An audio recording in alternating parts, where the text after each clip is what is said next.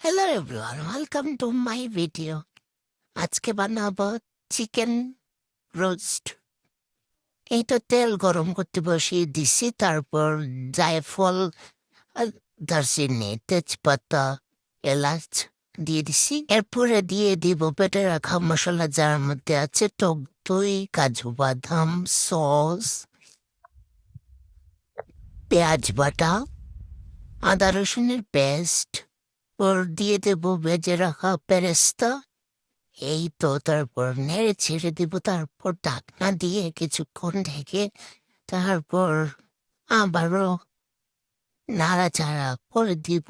তারপর লাল মরিচের গুঁড়ো, জিরা, তারপর অপশনাল রাঁধুনি গুঁড়ো মশলা। আপনারা চাইলে দিতেও পারেন, আবার এটা স্কিপও করতে পারেন। তারপর বেঁচে রাখা মাংস দিয়ে দেব, তারপর কিছুক্ষণ নাড়াচাড়া করে আবার ঢেকে দেব। এভাবে হয়ে যাবে আমাদের চিকেন রোস্ট।